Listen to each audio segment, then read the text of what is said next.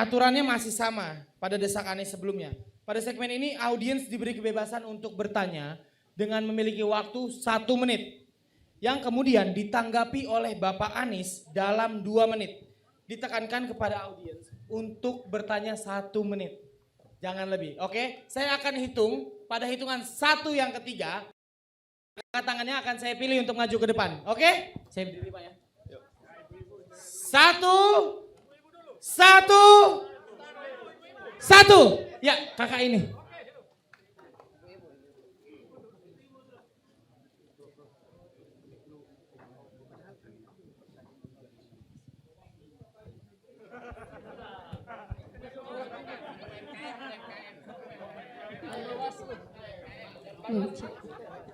Baik, terima kasih. Assalamualaikum warahmatullahi wabarakatuh. Perkenalkan, nama saya Rahmati Alawajo, satu pengurus pembinaan pertanian pedesaan di desa, dan alhamdulillah Pak, kami selain membina pertanian, saat ini kami sudah ada produk pertanian. Ini Pak. Saya dilihat. Ya, jadi Pak, sekarang ini masalah di pertanian tidak hanya soal pupuk, namun juga pemasarannya, namun juga ada yang namanya krisis pertanian milenial, Pak. Jadi, mana pandangan Bapak terhadap krisis petani Indonesia, dan berdasarkan data BPS, sekitar 60,4% usia petani di Indonesia itu 45 tahun ke atas. Dan menurut Bapak bagaimana pandangan Bapak terhadap krisis petani di Indonesia, khususnya di Gorontalo, Pak? Terima kasih. Oke, saya jawab ya. Apa? Tia? Biasanya? Tia. Oke. Baik, ini Tia. Pertama, saya apresiasi sekali bahwa bekerja dan berkarya di sektor pertanian. Ini mudah-mudahan jadi inspirasi buat teman-teman muda. Nah, sebetulnya salah satu sektor yang akan terus dibutuhkan selama manusia namanya pangan. Sektor pangan itu selama masih ada manusia pasti akan ada pangan. Sektor itu potensinya luar biasa. Nah, ada hulu, ada hilir.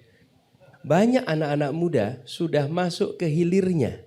Banyak tuh, restoran, kafe, itu hilir tuh paling ujung. Tapi di hulu masih belum. Kenapa? Karena hilir sudah terbukti menguntungkan. Sudah terbukti bisa hidup, bisa sejahtera. Karena itu di hilir tumbuh. Tapi di hulu belum. Itu sebabnya tata niaganya harus diperbaiki oleh negara. Kalau negara tidak memperbaiki tata niaga, ya tidak akan ada anak muda mau masuk di sektor hulu pertanian. Karena disitulah sesungguhnya kunci utamanya. Nah, kami berencana memperbaiki sektor ini. Dengan begitu, kami anak-anak muda nanti melihat hulu sektor pertanian sebagai kesempatan untuk berusaha, kesempatan untuk berbisnis. Sehingga, jadi 60% lebih dari petani kita usianya 45 tahun ke atas, nantinya kita banyak generasi baru mau masuk ke sektor pertanian. Jadi kita tidak bisa bilang kepada anak-anak muda masuk ke sektor pertanian di hulu selama sektor ini belum tumbuh tata niaga yang sehat. Selama itu belum, akan sulit sekali. Insya Allah nanti perbaiki tata niaganya, saya yakin anak-anak muda akan berbondong-bondong masuk ke dalam sektor ini. Terima kasih. Pas 2 menit. Baik, terima kasih Pak. Ada satu lagi Pak, kera apa yang harus dimusnahkan di bumi ini? Apa? Kera apa yang harus dimusnahkan? Keraguan memilih Pak Anies. Ya. Baik, itu saya Pak, terima kasih. Terima kasih. Ya Pak. Mana HP? HP-mu mana? Ambil selfie. Ya udah, yuk langsung fotoin. HP-mu mana? Nyalain aja HP-nya. Nah, sini. Nah. Kau pegangin.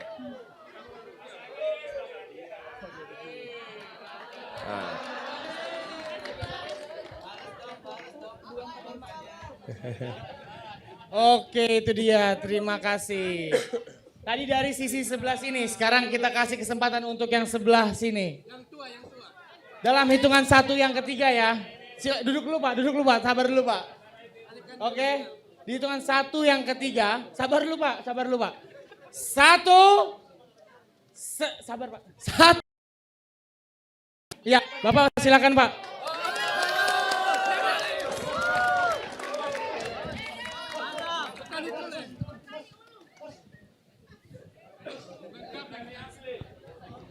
Tenang saja Pak Anies, kami sudah ada di sini.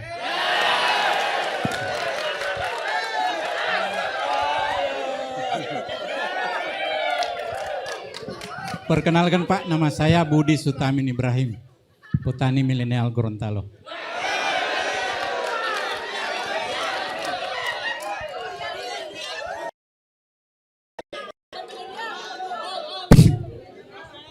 Permasalahan yang sering kami hadapi di Gorontalo Pak, di saat panen raya, masuk panen raya, pemerintah selalu mendatangkan impor beras. Untuk itu bagaimana kiat Pak Anies untuk menangani impor beras di saat Bapak insya Allah terpilih nanti. Begitu juga Pak yang selalu kami rasakan di saat pengolahan kami sulit untuk mendapatkan solar.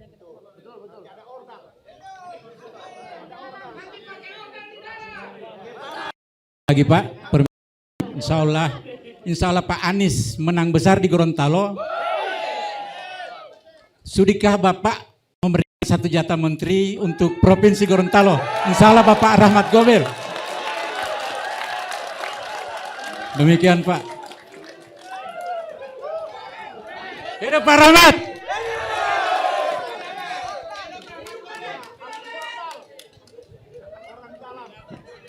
Pak Budi nggak mau jadi menteri, Pak Budi?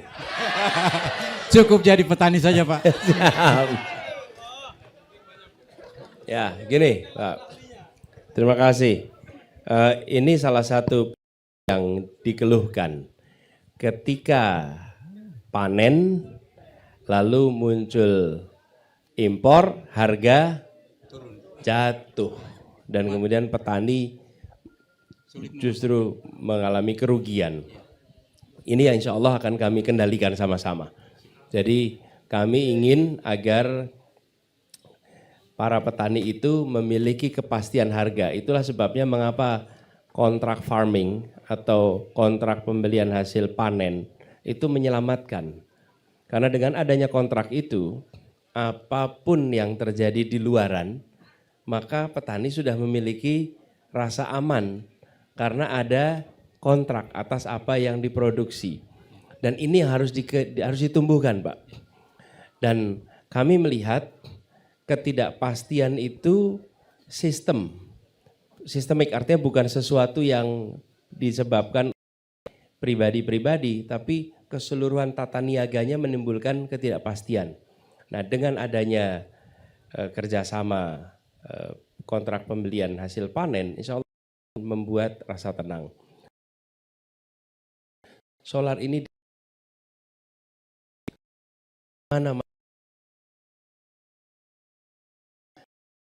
kita akan perbaiki distribusi solar itu khususnya di sentra-sentra produksi pangan, sehingga sentra produksi pangan baik pertanian maupun perikanan itu tidak terganggu karena pasokan solarnya itu aman. Insya Allah kita siapkan.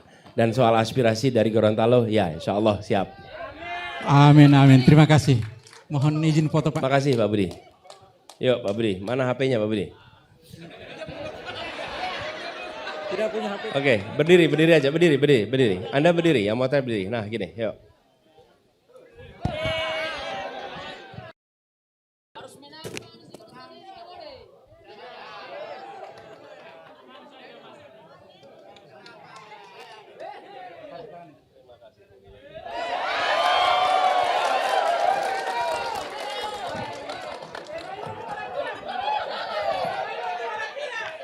Iya.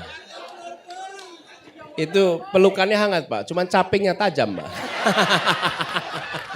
Kita cipika-cipiki lupa belum cepat caping. Saya pernah mengalami, Suatu ketika saya bertemu dengan orang yang pakai helm tapi dia tidak sadar kalau pakai helm. Jadi dia menyeruduk, dia peluk saya, itu benturan di kepalanya, Masya Allah. Kan kalau lagi pakai helm nggak inget pakai helm kan? Wah itu, lain kali saya harus pakai helm juga nanti ya. Bisa jadi Pak. Oke. Yuk. Nah, masih pada mau nanya nggak? Masih pada mau nanya? Oke, tadi sebelah sini udah. Sekarang kita kasih kesempatan dulu buat yang di sebelah sini. Ya, di hitungan yang ketiga ya. Satu.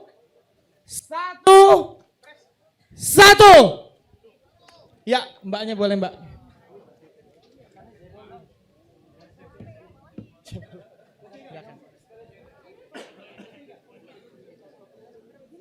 Silakan mbak. Aduh, deg-degan, bismillah. Assalamualaikum warahmatullahi wabarakatuh, Abah.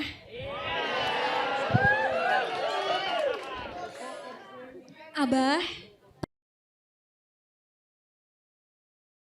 saya adalah salah satu guru honorer di sekolah yang ada di Gorontalo. Kita berbicara tentang agrikultur tadi. Saya melihat, Bapak, bagaimana wilayah-wilayah di Indonesia itu maju dengan pendidikan agrikulturnya. Kita pengen, kalau kemarin kita udah berkoar-koar dengan pendidikan maritim, kita coba Bapak, next 5-6 tahun ke depan Gorontalo harus punya porsi potensial untuk jadi pionir bahwa Gorontalo maju pendidikan agrikulturnya. Kenapa? Karena kami ke depan di tanah kami sendiri yang memegang pertanian di tanah kami, ini malah dipegang oleh orang-orang di luar. Sementara nasib anak-anak kami nantinya atau bahkan kami di usia milenial sekarang itu masih belum tentu nasibnya di tanah sendiri. Bagaimana Abah nantinya insya Allah menjadi seorang calon presiden? Mbak, waktunya Mbak. Mbak. Abah, Idenya bagus sekali. Jadi dengan adanya kemajuan ilmu pengetahuan di bidang istilah kami agro maritim. Jadi Indonesia ini kepulauan, ada satu aspek adalah kegiatan pertanian, satu aspek kegiatan perikanan. Dua-duanya itu sama-sama di kepulauan ini perlu pendidikan. Dan tadi menarik sekali, ilmu pengetahuan terbaru di bidang ini sangat diperlukan supaya peningkatan nilai tambah itu terjadi. Kalau kita hanya meneruskan apa yang sudah dikerjakan oleh generasi-generasi sebelumnya, baik-baik saja. Tapi banyak proses yang bisa dikerjakan lebih efisien, bisa lebih efektif, dan harapannya nanti nilai tambah itu lebih besar lagi. Nilai tambah itu apa sih? Nilai tambah itu begini, ketika kita memproduksi misalnya jagung hanya sebatas jagung saja dan tidak ditingkatkan menjadi hasil olahan, maka pendapatan yang diterima ya sebatas timbangan jagungnya. Tapi kalau dia sudah bisa diolah, maka akan mendapatkan pendapatan lebih tinggi lagi. Lalu soal pengolahannya, ketika kita menanam jagung dengan cara yang tradisional, dengan menanam jagung dengan ilmu yang terbaru, maka kita akan bisa mempercepat proses penanamannya, mempercepat proses panennya, memanfaatkan teknologi, dan itu membutuhkan ilmu. Jadi Bu Guru Miss Septi, Bu Guru Septi terima kasih. Idenya bagus sekali, insya Allah kita inkorporasi Gorontalo menjadi agropolitan yang punya sekolah agriculture ya. Terima kasih.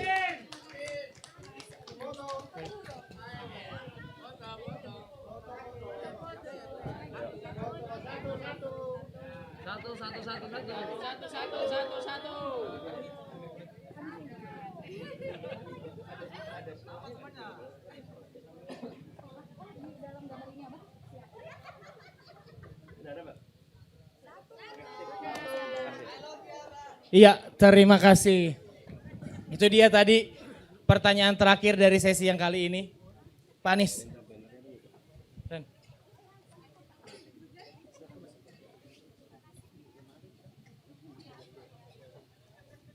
Ini salah satunya adalah hub komunitas petani kota dan sekolah. Jadi bagian dari pembangunan yang kita harapkan adalah riset pertanian jagung dan kokoa. Kita berharap bisa membangun hub komunitas petani kota dan sekolah, galeri kokoa di sini, kemudian pertanian kampung kota, waterfront Sungai Bone, pasar utama Koko Gorontalo, dan halte bus Translingko Gorontalo. Harapannya itu bisa dilakukan. Ya. Oke, itu dia. Pak Anies, sebelum kita tutup acara ini Pak Anies, saya ingin Adrian, ya. Yuk, siap. saya ingin mengajak Bapak untuk melihat ke belakang, Pak. Betapa indahnya Gorontalo, Pak. Ya. Sebetapa indahnya Gorontalo, tapi petani-petani di sini masih kesulitan menjalani hidupnya. Jadi harapannya, Ya. Saya mendengarkan. oke. Jadi harapannya semoga ada perubahan di Gorontalo ini, Pak. Ya. Semoga petani-petani ini menjadi makmur. Ya. Dan betul. Tadi ketika saya sampai ke sini, Pak, ini salah satu latar belakang Desak Anies yang terbaik yang pernah saya lewati. Karena ini bukan visual yang dicetak. Ya, ini backgroundnya luar biasa. Ini menggambarkan kekayaan alam. Nah, kita harus melakukan begini. Apa itu perubahan? Kalau boleh saya sampaikan.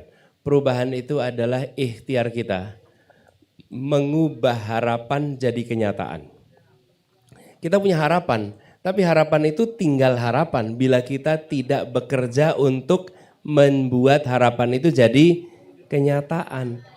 Nah, kita ingin agar para petani di Gorontalo bisa menjadi petani yang mampu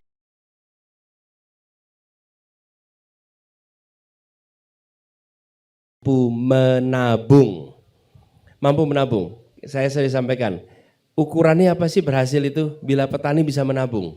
Selama petani belum bisa menabung, berarti petani belum sejahtera. Apalagi petaninya tekor. Betul tidak? Terjebak hutang A, B, C, D, F, G, ketika mereka panen, hasilnya dipakai untuk membayar hutang. Ya, dan itulah yang terjadi di mana-mana. Jadi kami ingin melakukan perubahan itu, tata niaga ingin kita seriusi, dan harapannya nanti dari Gorontalo kita bisa punya contoh. Sebuah kawasan pertanian yang memiliki produktivitas yang tinggi, kesejahteraan petani yang tinggi, anak muda yang mau menjadi petani, sekolah pertanian yang maju, ekosistem kota pertanian yang menopang, dan Gorontalo bisa jadi contoh untuk Indonesia. Insya Allah. Ya, itu dia Pak. Beri tepuk tangan dulu yang meriah untuk Bapak Anies Baswedan. Tepuk tangan ini menjadi penanda berakhirnya acara Desak Anies ke-13 di Gorontalo. Bapak, Ibu-ibu. Doakan, insya Allah perubahan bisa terjadi. Dan insya Allah perubahan membawa kebermanfaatan bagi seluruh rakyat Indonesia. Dan doakan ini bukan menjadi kunjungan yang terakhir ke Gorontalo. Insya Allah nanti datang lagi ke Gorontalo ya. Terima kasih. Assalamualaikum warahmatullahi wabarakatuh. Jelajahi cara baru mendapatkan informasi. Download Metro TV Extend sekarang.